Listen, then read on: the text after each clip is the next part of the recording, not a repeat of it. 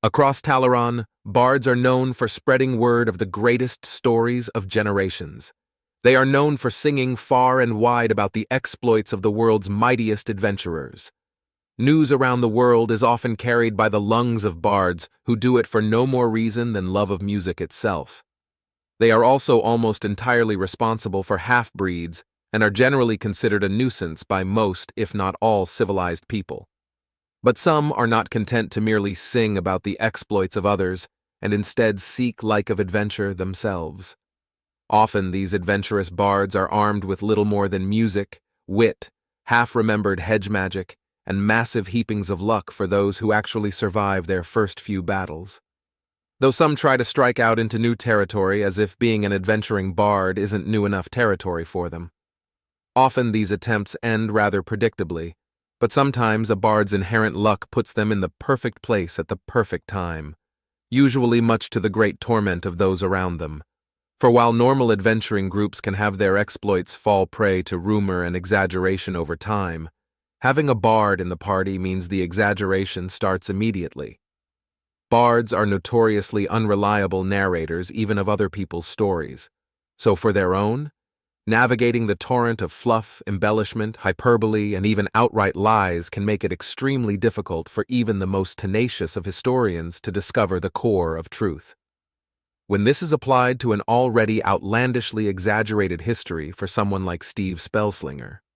So scholars are quite easily forgiven when being skeptical of the supposedly first-hand accounts, given Spellslinger meeting the first ever Bardbarian. Though the tale is still very important to understand the history of both Doom and the greater cultural and societal impacts this meeting would have. For while Spellslinger's history is varied with good and bad, and many who love or hate him at least, he is portrayed in a vaguely honest fashion most of the time. This is unlike the history of one E.R. Shun, better known to all as Pun-Isher, or Grandmaster Punisher, sometimes as Punisher the Shredder of Axes, and once or twice as he of the flaming axe and terrible wordplay by those who speak lizard tongue, though that's mostly because of Steve. Regardless, this isn't the story of Steve messing with the legendary Bardbarian later in life. This is about the very first time they met. This is all about the first death of Doom. This is about Spellslinger meets the Bardbarian. "Next, please, for the love of whatever you consider holy," Steve grumbled and kept his head buried in his hands, waiting to hear the scrape of a shovel being dragged across a tavern floor as the latest tryout for the next tank of Doom walked off. "I don't know why you expected this place to be any better than the last two," Sherry mentioned with a sigh as she looked around the now mostly empty tavern. "Because this region is where no less than 6 legendary adventurers have been discovered over the years. It's known for high-quality people," Steve stressed as he waved a hand at nothing. Now that he was looking up, he saw a man with some sort of yellow chainmail step up, his helmet in the shape of a duck's head. "No, I haven't even," the man protested. "No." Steve shook his head fervently. "Steve, we should give him a chance." Astrid to his side said and gave him a look. Steve glanced over at the teen and then let out a heavy sigh and rubbed his face. "Go ahead." Steve waved a hand. "I am the Duckinator." The man raised his sword high. "Using my mastery of duck anatomy, I—" "No!" Steve hissed. "Absolutely not!" "Steve? He hasn't even—" Astrid started once more, but this time Steve waved her off. "Nope, don't care. I'm familiar with duck anatomy, and whatever he's about to do, I want no part of it. Go! Get out of here!" Steve pointed. "Oh, come on!" The Duckinator's shoulders slumped. "Out! Now! There are children present!" Steve hissed back. "I wasn't gonna— Before I fireball your ass!" Steve raised a hand as it began to steam, and the Duckinator quickly scurried off. "What's wrong with duck anatomy?" Sherry asked with a confused look. "There's no part of it I want in a tank. Let's just put it like that." Steve sighed and rubbed his face harder. "Next, and please don't have a gimmick, I just want sword and board. It's real simple." Yet the next man to step forward didn't have a shield, or a sword for that matter. Instead, he wore a garish, bright set of leather bits, somewhat haphazardly sewn about, and carried a very large axe with string attached to it for some reason. "What?" Steve asked with a frown. "Behold, the next greatest and most legendary of adventurers." The man posed and then spun around his axe as he strummed on the side, causing a cacophony of sound for a moment which made Larry jerk back to consciousness from his wine nap. "That's not Larry's finger!" He snorted a moment and then blinked along with the others as they watched the man before them toss the axe into the air, catch it, spin around with a wild slash, and then slide onto his knees to strum upon it once more as more oddly electric notes blared out. "What in the hell are you supposed to be?" Steve finally asked as the man rose up off the floor. "I am Pun-Isher." The man added to this with more strumming, which made Steve tug some cotton from one of his pouches to stuff into his ears. "Did you say your name is Mr. Isher?" Sherry asked. No, you gotta say it together, Pun-Isher," the man bellowed with more strumming and electrical blaring. "Listen here, Punny McGee, that's not how this works. What are you even trying to be?" Steve stressed. "I am here to follow in your mighty footsteps, to become one who blends the line between classes, and become the world's first Bardbarian," he sang out, spinning his axe around as he did. "Oh, he's a fucking bard. No fucking wonder with this dumb fuckery." Steve sighed heavily. "We need a tank, not a bard." "I am a tank." The man flexed a moment and swung his axe around. "I am the first to be both bard and barbarian, multi-class. I learned off only the most unruly of grog-filled patrons the art of anger and rage. But I also make it look good." He tossed his hair back, letting the shockingly long gold locks flow in a wind that didn't exist within the tavern. "What's with the axe?" Sherry asked. "This is my most valued weapon. It is my axe trument, powered by the gods of music and rocks." He strummed on it once more to create more blaring sounds. "My double patrons who encourage my multi-classing." "What's this multi-class thing he's talking about?" Astrid asked with a curious glance, but Steve was just pinching the bridge of his nose. "I have no clue and I don't care," Steve grumbled. "Whatever he is, it's dumb." "How can you say that? You're the first of the multi-class. Blending magic with martial, spells with swords, you take your power and sling it." The man pantomimed spinning a sling and releasing it. "What? I am all mage. The sword is just in case I need to stab people, but I'm still all mage." Steve squinted and then shook his head. "No, I don't care. It doesn't matter. I'm not interested." "Larry Love is interested." The dwarf nodded from down the table. "What? Why?" Steve looked over at the dwarf even as the Bardbarian pumped a fist. "Yes, you are. The legendary Larry Love knows what he sees as the future. The legendary Larry Love knows what it'll mean to adventure with me at his side. The chicks will dig this dynamic duo." Larry nodded as the Bardbarian hyped him up. "Chicks? Did Chad send you?" Steve glared. "Steve, he's not that muscular. He's kinda skinny strong," Sherry pointed out. "But he might be the first decent candidate we've had." "Are you kidding me?"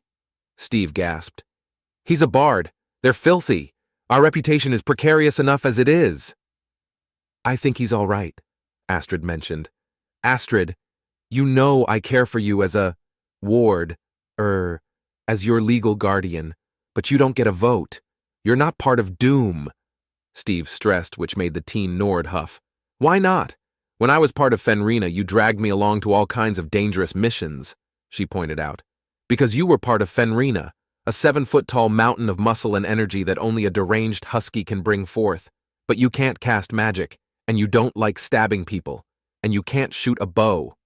Steve stressed. "I mean, I am learning." She shrugged and looked away. "Which I highly encourage you to keep doing with the Archon. She likes you. You know she offered you private tutoring. I never got that. I got yelled at, constantly. In fact, I still get yelled at. That's why we're even here getting a tank so we can go stop Duchess Delight, so the Archon will stop yelling at me." Steve let out a deep sigh and rubbed his temples. "Astrid, I care for you deeply, which is why you can't adventure with us, and also why you don't get a vote. So it'll be 2-1 here even if Larry likes this tool." "It will be 2-1, Sherry nodded. "But against you, Steve." "What?" Steve gasped and looked at his girlfriend. "Mutiny! You said it yourself. We need a tank so we can go stop Duchess Delight. Whatever she's doing in the newest small nation she's taken over, it's no doubt bad. Even if oddly efficient and legal, it's still bad. We need to just go deal with it. So, if that means we use this guy, so be it. She shrugged, and the Bardbarian pumped his fist again, spinning his axe over his head and somehow playing the strings with his teeth. Ugh, stupid. Democracy, Steve grumbled. Fine. But what's with this stupid name of yours, Isher? You gotta say the whole thing! Pun Isher! The Bardbarian stressed. No, I'm not saying it. In fact... Steve's voice suddenly went deep, and his eyes glowed white a moment as he spoke a language somehow older than the universe itself. The Bardbarian blinked for a moment, his body going still. Eric Shun, he announced. What? Steve's eyes reverted back and his voice returned to normal. That spell commands you to reveal your true name, not an erection. Tell me your true name, damn it. It's Eric Shun, the Bardbarian repeated as he slowly snapped out of his trance. They're a kid's present. Knock it off, Steve hissed. You swear in front of me all the time, Astrid reminded him.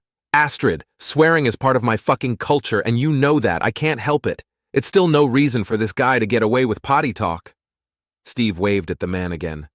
No, my last name is Shun. Eric D. Shun, the Bardbarian carefully enunciated. Oh, Steve rubbed a hand over his face. That name is awful. Yeah, I know. The gold-haired bard nodded. What's the D stand for? Sherry asked. The Bardbarian just took a long, slow breath. Dick. You mean Richard? Steve asked with an arched brow. No, my middle name is just Dick. He coughed into a hand then. I wonder if he's related to Scott, King of the Dicks, Astrid said aloud. Okay, so your name is entirely and completely awful. Steve shrugged. Why do you think I chose Pun Isher? It's way more badass. Eric raised his axe then to spin around and play on once more, trying to ignore his bad name. That's worse, Steve hissed out. What? How? Eric glared back. Like your real name sucks because it's obvious your parents hate you. Actually, they were quite lovin', Eric tried to cut in. Hate you. Steve loudly spoke over him. But choosing a name like Pun Isher is worse, because it means you chose an awful stupid name for yourself. Do we really have to take this guy? Steve looked at the other two. Larry Love is in love with the way that axe sounds, baby. It'll sound oh so good with Larry Love on the piano, baby. Ooh, yee. Steve just rubbed his eyes as the dwarf nodded and raised a wine cup. Let's just finish this mission for the Archon and see how it goes. Sherry set a hand on Steve's shoulder to give it a gentle rub even as he sighed. Fine. Steve stood up and pointed to a document on the table. You'll need to register with our group through the Adventuring Guild. That means your actual name as well as your new, somehow even worse chosen name. You won't regret this. The Bardbarian grinned as he rushed up to grab a quill and start writing. I already do. Steve sighed and then looked down to check the writing. Are you fucking kidding me? Your new middle name is Danger? Yeah, how badass is that? I get to tell chicks that all the time. Hey, my middle name is Danger. He leaned in and did something with his eyebrows that Steve supposed was intended to be suggestive. Larry Love digs his style. The dwarf grinned and nodded while Steve just shook his head. Idiots. Steve sighed and looked at Sherry. We've now got a Bard and Larry. I know. The half-succubus muttered with a roll of her eyes. Let's just get this over with. You sure I can't join you? I think I probably know more about adventuring than he does. Astrid mentioned with a critical look at the Bardbarian. Yeah, but I care about you and I don't want you to get hurt or die, whereas I really don't care if this guy does. In fact, I might hope he does get hurt. Steve muttered. Wow. Mean. I thought you were a good guy. Does he grate on everyone like this? Eric asked with a huff. He grows on you. Astrid shrugged. Yeah, like a cancer.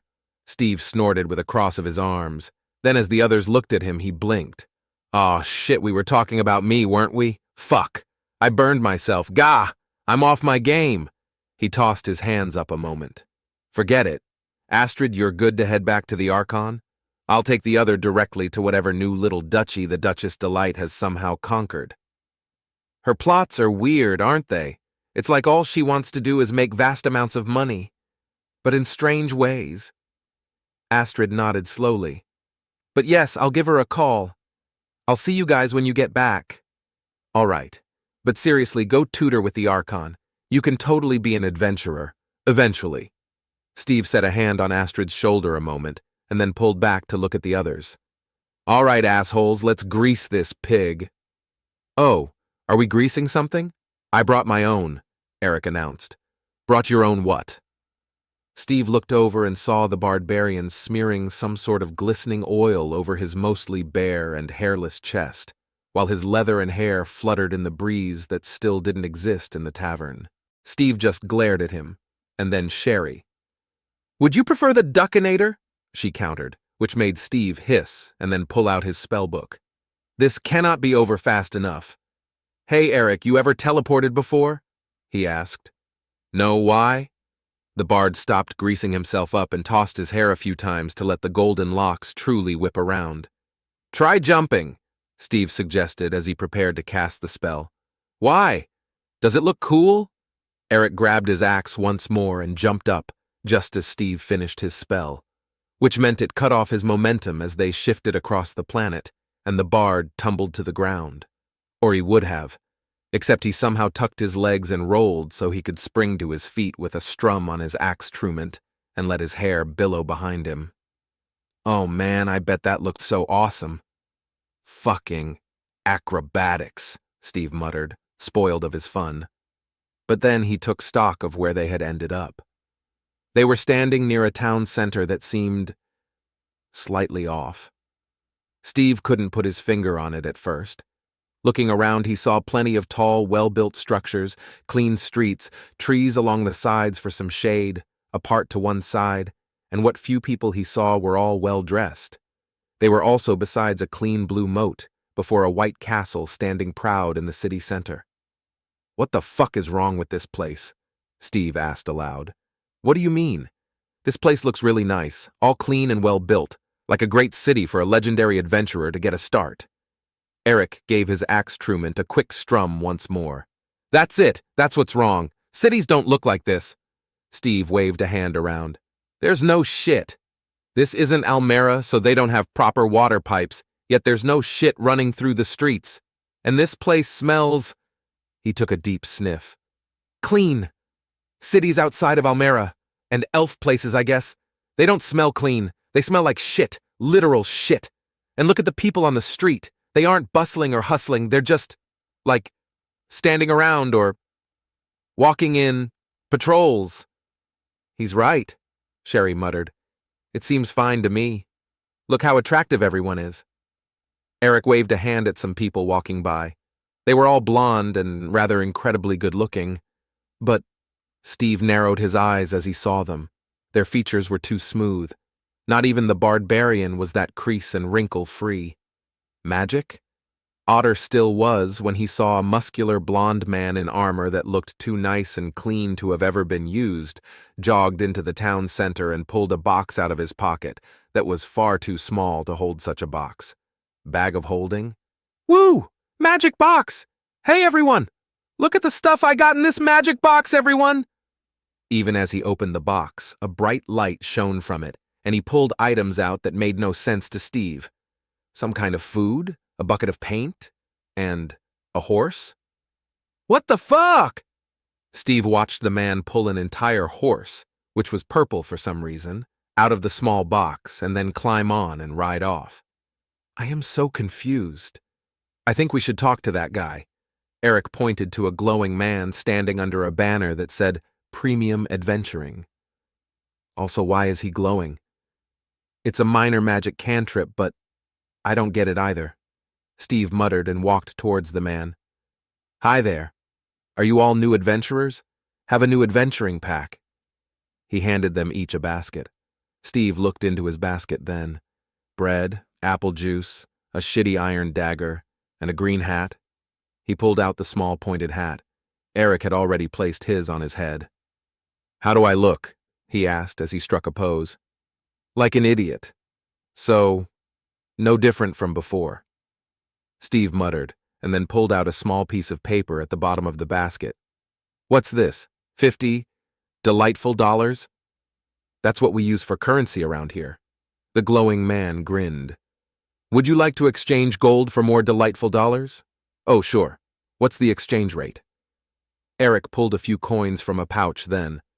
5 gold will get you 382 delightful dollars, but for a special deal, 10 gold will get you 716 delightful dollars, the man very enthusiastically explained. What? That's worse. And that exchange rate is… what? Steve squinted a bit and then smacked Eric's hand back before he could give the glowing gold man any gold. Hold on here. What do we get for delightful dollars? Why, everything you could need. You can exchange it for special cosmetic items or consumables and conveniences. The man grinned wide still. That's just money, asshole. That's how money fucking works. Steve growled out. Friend, we don't particularly encourage negative or foul language around here. If you wish to purchase a profanity filter, I can sell you one for 500 delightful dollars. His smile was faltering just a bit as Steve glared at him.